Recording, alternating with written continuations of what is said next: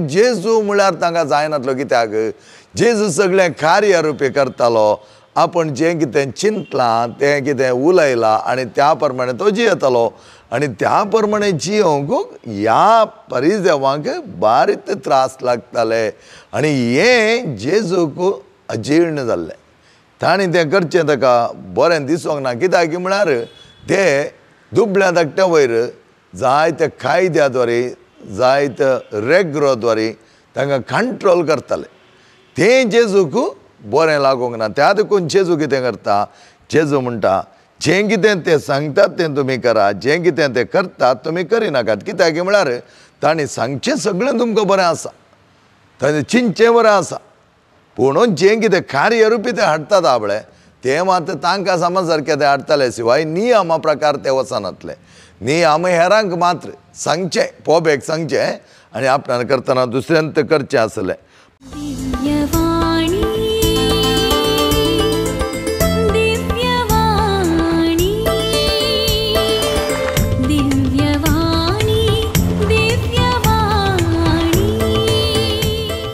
Praise the Lord hallelujah मोगाच्या भावान आनी भयणीनो परत ह्या शिकवणेक हांव व्हरतो स्वागत मागता आनी आयच्या सकाळींच्या वेळा सम्य सांगता आमी कार्य रुपी जावच्याक आमकां उलो आसा कार्य रुपी कशें जावचें आनी कार्य रुपी जाल्यार आमकां कितें ताचे जावन लाभ आसा हें आमी आज पळोवया जायते फुडें आमी म्हणटा मोगाच्या भावान आनी भयणीनो चिंतचें आनी कार्य रुपी जावचें ह्या दोनां मदें जायते सवाल उदेता थोडे जाण म्हणटात चिंतचें बारी इम्पॉर्टंट थिंकींग आनी थोडे म्हणटात कार्य रुपी जावचें डुईंग ह्या दोनां मदें चर्चा चलता आसतना खंयचें चड प्रसिद्ध या खंयचें चड बरें म्हणल्या विशयांत आमकां एक जरूर उतर येद्दोळ मेळिल्लें ना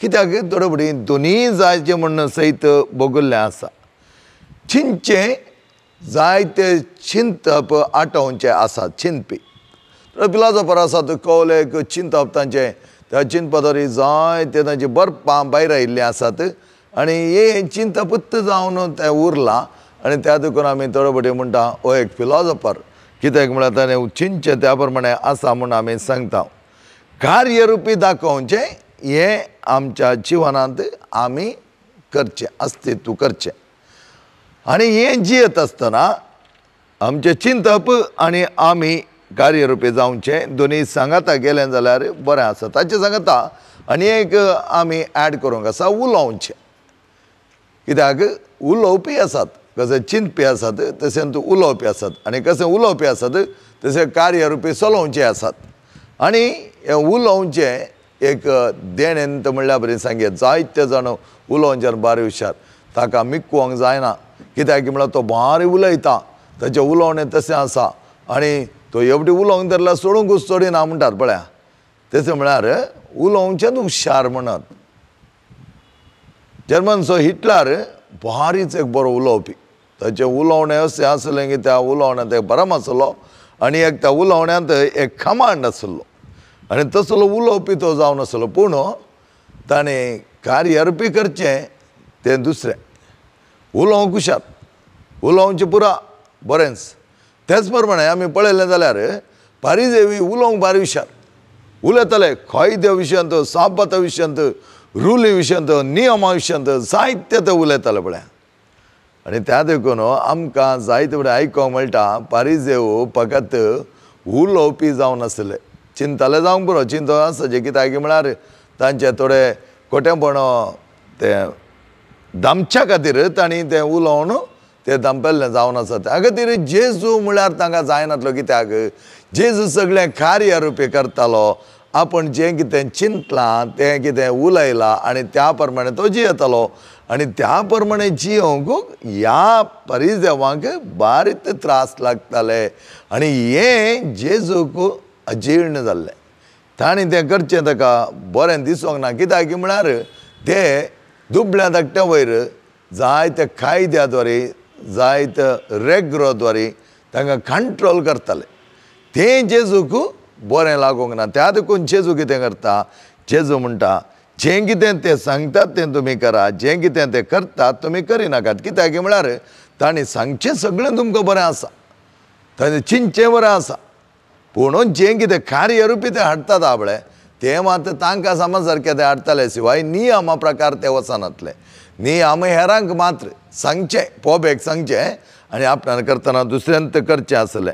मत्तेचो एवंजेल 21 वळीर आमी पळयलें जाल्यार आमकां संपूर्ण तरान कशें एक मनीस चिंता, कसो एक मनीस उलयता आनी कसो एक मनीस कार्यरुपी तें हाडटा म्हणल्यार एक आमकां उल्लेख आसा.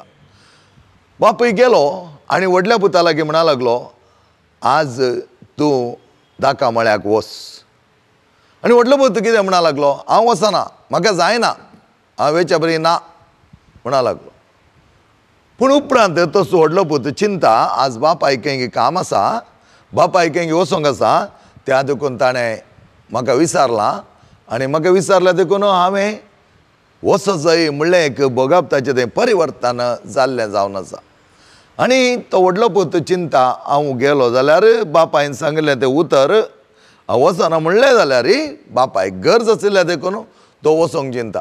आनी बापूय धाकट्या पुता लागीं वता, व्हडल्या पुतान ना म्हणलें पळोवन बापूय धाकट्या पुता लागीं वता आनी म्हणटा, तुवें आज दाखा म्हळ्यार वचत. आनी धाकटो पूत कितें म्हणटा, वय हांव येता, हांव तयार आसां, आतांच वचोंक हांव तयार आसां. पूण उपरांत बापूय गेल्ल्या उपरांत बापायच्या तोंडार मात्र ताणें सांगिल्लें जावन आसा, हांव वेता, हांव तयार आसां. पूण उपरांत बापूय गेल्ल्या उपरांत ताका बगुल्लें जावन आसा, ताका जायते दुसरे ताचे अपॉयंटमेंट खंय दुसरे हाणें आसलें कोण ना, ताच्या फ्रेंड्सा सांगत आसलें कोण ना, या ताका कितें त्या दीस दुसरे आवयन कांय बरें रांदता म्हणलें गी आनी आज तूं घरांत रावू, जेवणाक आसा जाय तुवें म्हणलें गी, या आनी कितें ताचे कोणी येवंक आसलें गी, तशें जाता ताची कल येवचना आसली म्हूण आमकां कांय कळीत ना. पूण बापायच्या तोंडाक ताणें म्हणलें आसा, हांव वेतालो, जायत हांव वचोंक तयार आसां. पूण उपरांत तो वचोंक ना, तो घरांत बसलो, वय म्हणा लागलो, पूण तें कार्यरुपी ताणें करूंक ना. व्हडल्या पुतान वचना म्हणलें जाल्यार आपल्या बापायच्या वर्त्या मोगान बापायक म्हजी गरज आसा, हांव वच जाय म्हणलें एक भोगपताचें थंय भोगलें, भितरल्या भितर तें ताणें कार्यरुपी करून चिंतलें आनी त्या द्वारी तो वचोन त्या दाका मळ्यांत काम करूंक लागलो. फारिजेव आनी पातकी तांणी देवाचें उतर आयकलें, देवाचें उतर आयकल्या उपरांत तें तांणी आपल्या जिवनांत अपुरबाय तरान फॉलो केलें आनी तें जिवन बरें जियेत आसतना तांची जिणी बदल्ली.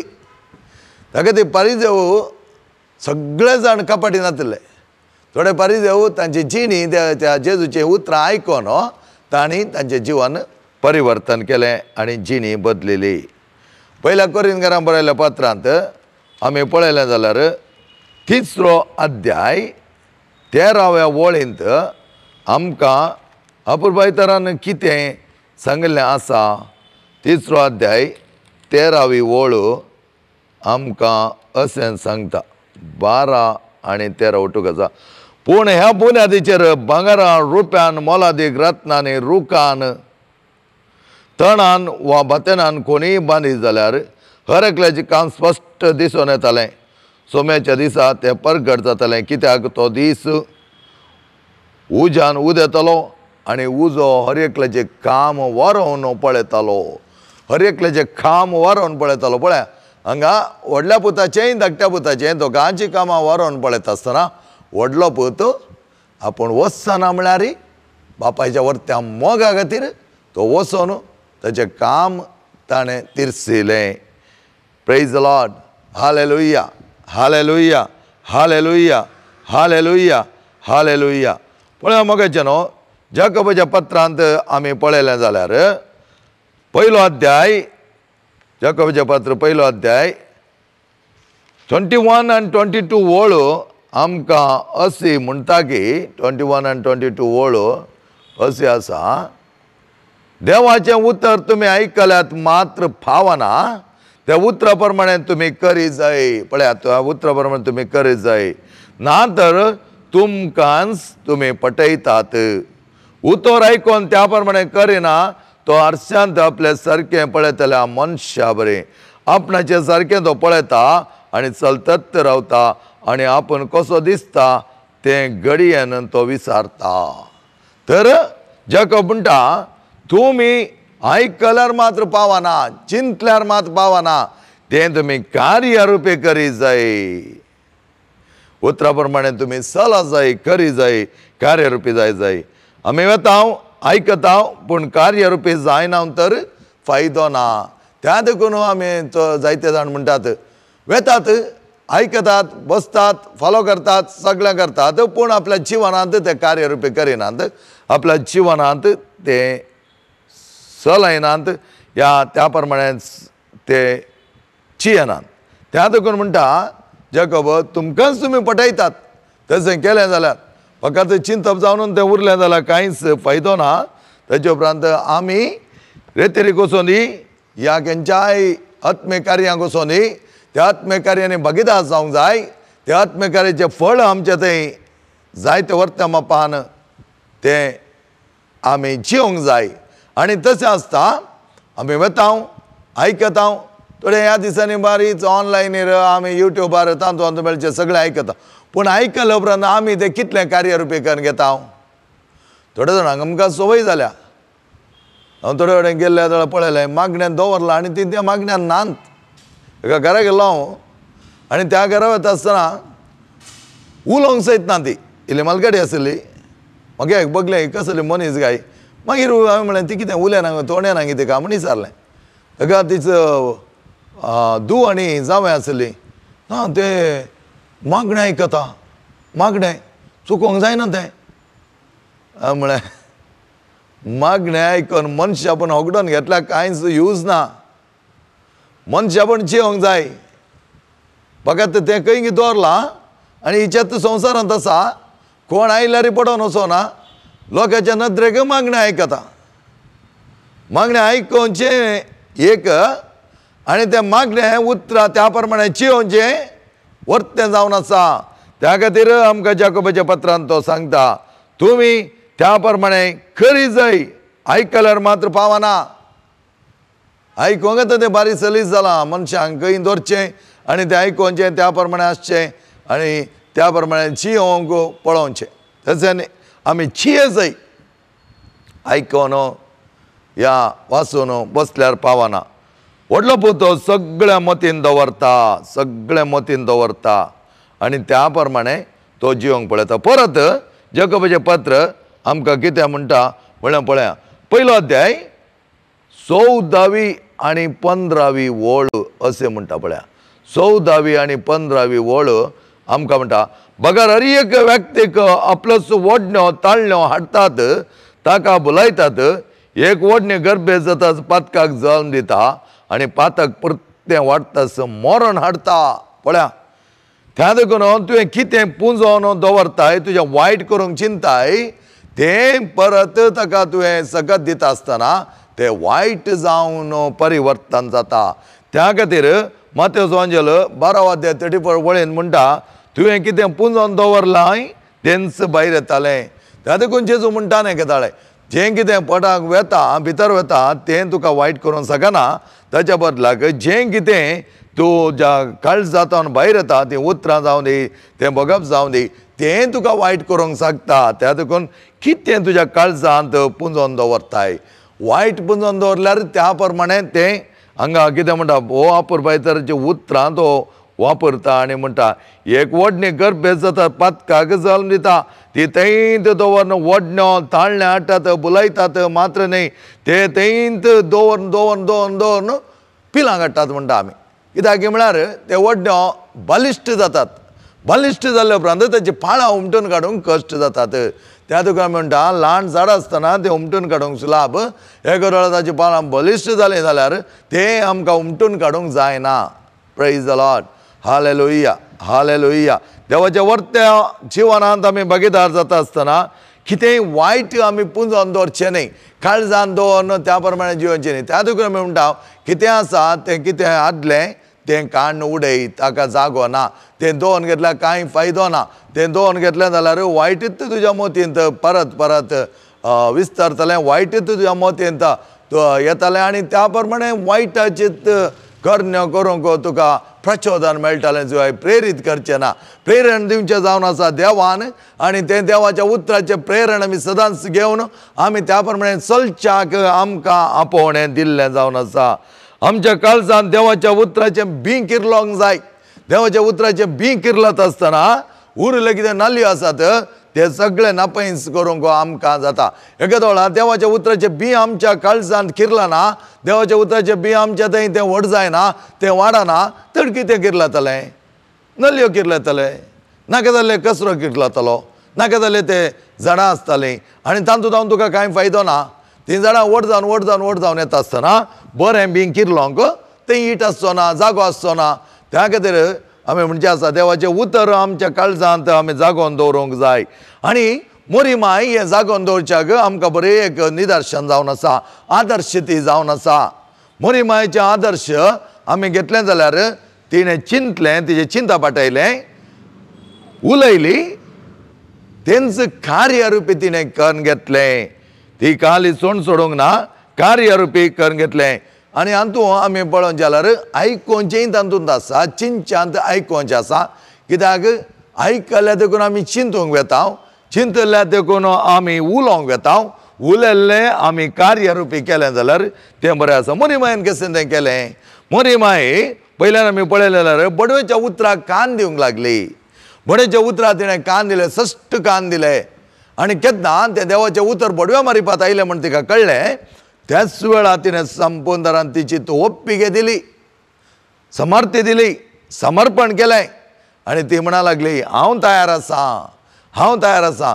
केन्ना बडवेचें उतर देवाच्या बडव्या मारिपात देवाचें उतर तिका आयलें म्हण कळिल्लेंच तिणें त्याच वेळार परवानगी दिली आनी त्या खातीर तो म्हणटा हांव देवाची माता जावंक तयार आसां ताच्या शब्दा प्रमाणे म्हजें तें जावं जें कितें जावंक आसा ताच्या शब्दा प्रमाणे पळया शब्द आयकलो आनी तो आयकलो शब्द तिच्या थंय कार्य रुपी जावच्याक ती तयार जाली एका वेळार शब्द आयकल्ल्या क्षण तो तिणें सोण सोडल्यार म्हाका जायना हांव जुदेवांच्या कालार आसां आनी एक गांवकार जाली गर्भेस जाली जाल्यार पत्रांनी मारना मरचें पडत म्हणून तिणें आयकल्लो शब्द तिणें तेंत सोण सोडलो जाल्यार तो कार्य रुपी जातलो जायते जाण आमची परिस्थिती इतलीच आमी जायते आयकता जायते आसा युट्यूबांत कितलें कितलें आयकता पूण आयकल्लें एक गूण बरें अवगुण सोडून सुगूण आमी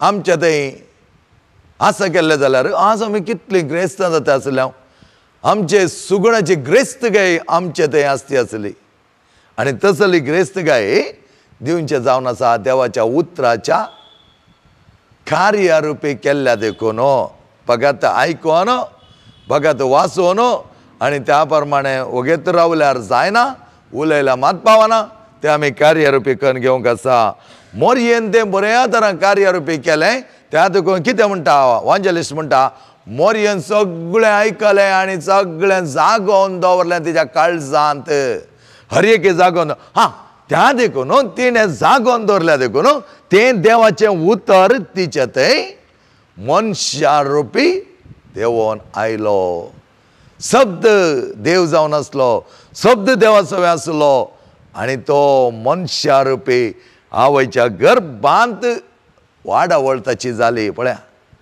आज आमच्या काळजांत आमी कोणाक दवरता कसली चिंता दवरता कसलें भोगप आमचें आसा आनी त्या प्रमाणे आमची कार्यां आमकां दिसून येतालीं माय मोगांची मोगाची भोगप आमी दवरूंक जाय आठवणी करूंक जाय आमचें चिंतप त्या प्रमाणे आसूंक जाय सोम्याच्या चिंतपाक ताळ पडोंक जाय आनी ताळ पडटा आसतना आमचें चिंतप आमचें उलोवणें आनी आमी करचें तें आयकोवचें हें सगळें कार्य रुपी करूंक आमकां आदार जाता मातयचो वांजल 7वो अध्याय 21 to 24 परत आमकां देवाच्या उतरांत इतलें अपुरबाय तरान दीस वेता वेता ग्रेस्त जावच्याक तसली आत्मे ग्रेस्तगाय भोगच्याक आमकां आपोवणें दिल्लें आसा कितें म्हणटा हांव तुमकां वळखना म्हाका सुमया सुमया म्हणून उलो मारता तो हर एकलो सर्गींच्या राजांत रीग आसोना बघा जो कोण सर्गींच्या म्हज्या बापाची खुशी करता तो सर्गींच्या राजांत रिकतलो. सबास जाण त्या दिसा म्हज्या लागीं म्हणटले, सोम्या सोम्या तुज्या नांवे आमी प्रावाद केला न्हय, तुज्या नांवे आमी जेवसार जावंडयल्यात न्हय, तुज्या नांवे आमी असर हें केल्यात न्हय. तवळ हांव तांच्या तोंडार सांगतलो, हांव तुमकां वळखना, कोडेपणाक लबदल्ले न्हू, म्हजे तो न्हू पयस सरा. ओडपण, नांव, प्रसिद्धताय, प्रामुख्यताय. हांव म्हणलो एक हाम भाव मनशा थंय आयलो जाल्यार ताचें जिवन निर्पळ. हांव आनी हांव म्हणलें एक बगप तेंच तें पाणां घेवन मागीर तें बलिश्ट जाता. ताचे उपरांत कोणी दिसना. ताका आमी म्हणटा ब्लायंडनेस म्हणटा, डे ब्लायंडनेस. दिश्ट आसा पूण हांव म्हणलें एक एक चिंतप ओडपण हेरांक आमकां लेखूंक शकना. आमी हेरांनी केल्लें खंयचें आमकां जायना. म्हजेंत हांवें केल्लें जाता म्हूण तें कडी जायना. कित्याक म्हळ्यार तें ओडपण लेखून कांय फायदो ना. कालतें जावच्याक सोम्यान आमकां आपोवणें दिलां. त्या देखून आमी वाचता देवाचें उतर, आमी तें आयकता, तेन्ना तें कार्यरुपी जावंक अवकाश आसा. कार्यरुपी जावच्याक अवकाश कर दिला. तें उतर केदाळे आमी आयकल्ले उपरांत तें उतर आमच्या काळजांत जागोवन दवर न्हू. त्या प्रमाणे तें उतर वाची जाय. तें उतर वाचल्यार मात पण reading alone is not enough म्हणटात. त्या देखून लिसनींग कितें, देवाचें मांडवळ कितें आसा, देव आमकां कितें सांगता, खंयच्या प्रमाणे आमी चलत जाय तें जावन आसा लिसनींग, तें जावन आसा आयकोवचें. आनी तेन्ना वाचलें तें चिंतून मोतीन वचून चिंतप एक आमी बऱ्या तरान आयकल्ल्या बरी तें मांडून हाडून कार्यरुपी करूंक आमकां आदार मेळटालो. किर्तन 119 कितें म्हणटा पळय, किर्तन 119 वर्स 92. वर्स 92 इज ओके. आमच्या जिवनांत जायते बरें आमी समजून घेतलें जाल्यार हर एक बरेपणाक पळय. तुजें धर्मशास्त्र म्हजो संतोश जावंक नातलें जाल्यार म्हज्या दळटीरपणांत हांव मरतो आसलो. तुजें धर्मशास्त्र म्हजो संतोश जावंक नातलें जाल्यार देवाच्या उतराचो संतोश आमच्या थंय, तो उतराचो संतोश सदांच आमी भोगूंक जाय. त्या प्रमाणे आमी जियोंक जाय. जावंक नातलें जाल्यार म्हज्या दळटीरपणांत हांव मरतो आसलो. तुज्या उतराचो संतोश हांवें भोगला आनी त्या देखून आज म्हजें जिवन अपुरबायेचें जालां. कसलो तुज्या उतराचो संतोश, तोच जावन आसा पवित्र आत्म्याची सकत. त्या देखून जेजू म्हणटा पवित्र आत्मा तुमचे थंय येता आसतना सत कितें म्हण कळटलें आनी पवित्र आत्मा तुमचे थंय येता आसतना म्हज्या उतराचे हर एक अर्थ तो तुमकां समजयतलो. आनी तो संतोश, तसलो संतोश आमच्या जिवनांत जिवंक आमकां आपयला. आनी तसल्या संतोशांत कितें आमी पळयता, तसल्या संतोशांत आमी पवित्र आत्म्याची फळां, पवित्र आत्म्याची फळां आमचे थंय वर्त्या तरान देवाचें उतर कार्यरुपी जाल्लें दाखोवंक शकता. आनी तें कितें, संतोश, समाधान, सोंसणीकाय, दयाळाय, बरेंपण, विश्वासपण, बळेपण, स्वादमान, हे सगळे पवित्र आत्म्याची फळां आमी भोगूंक जाय. परत परत आमी ती भोगता आसतना आमच्या काळजा भितर कितें आसतलें, तेंच देवाचें एक भोगप आसतलें, तेंच देवाचें उतरां आसतलें, तेंच देवाचें बरेंपण आसतलें. आनी ह्या वेळार कितें जातालें, ह्या वेळार आमच्या काळजांतल्यान भायर येवचीं तीं उतरां देवाच्या वर्त्या शब्दाची आनी कार्यरुपी जावच्याक आमकां तयार करतालीं. त्या देखून जें कोण थोडे म्हणटात हांव आयकता आसता म्हजें सगळें काम जाता म्हणटात, तशें आयकोंक तुका येनी. आयकल्या उपरांत तें कार्यरुपी जावंक जाय. जावंक बरें थोडीं उलयतालीं, पयलें बारीक जाणां उलयतालीं आमच्या रेतीर मंदिरांत, ती मस्त जाणां उलयतालीं. आनी एक बडी हांव पिकनिकाक गेल्लो थंय कोले उलोवणें, तो सांगता, ताका हांवें सांगलें तूं कांय तें अवकाश आसा न्हय, तूं जिये, तूं वाच, तूं आयक आनी तूं त्या प्रमाणे कार्यरुपी कर. फकत तो उलयता, तो तसो सांगता, हो असो सांगता, ताका मात तें देणें दिलां, म्हाका देवना म्हणून चिंतलें जाल्यार तें फटी. देणी साबार आसात, डिफरंट देणी आसात.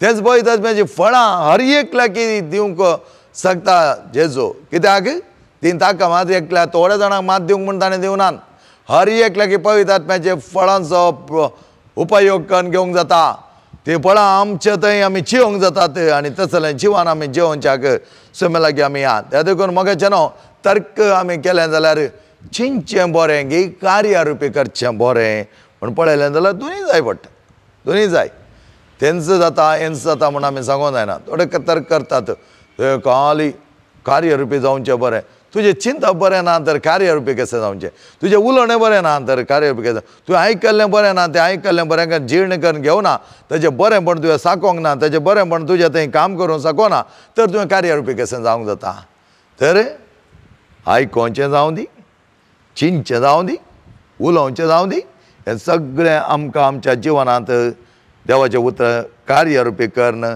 आमी अपुरबाय तरान सोम्याक लागीं सरच्याक देव आमकां जाय जाल्यार कृपा दिवं दी हर एकल्यान आमी देवा सांगता एक आसतना reading alone is not enough listening आमी कितें जें देवाचें उतर वाचलां आमचें थंय तें कार्यरुपी जायचें जाल्यार आमी देवाचो थाळो आयकोंक जाय देवाचें योजना आयकोंक जाय देवाचें मिसांव आमकां कितें आसा तें आमी आयकोंक जाय आनी तें आयकल्ल्या उपरांत आमी आमकां जाय जाल्यार बरें करूंक न्हय देवाच्या उतराच्या कार्यरुपीक आमी लागू जाय आनी तें कार्यरुपी जाता आसतना आमचें थंय पवित्र आत्म्याचीं फळां दरबस्त मापान पळोवंक मेळटालीं आनी तसलीं फळां आमी येतेस मापान भोगच्याक देव तुमकां सर्वांकी ताच्या वर्त्या काकुतीन आनी मजतीन राखूं दी विनोद गंगोळे आनी ताच्या टिमाक संपूर्ण तरान तो आशिर्वादीत करूं दी आनी देवाच्या वर्ती येवच्यान कार्यरुपी जावच्याक आमी सर्वांकी ताच्या आशिर्वादांनी भरून दी बापाचें आनी पुताचें आनी पवित्र आत्म्याचें नांवी आमेन.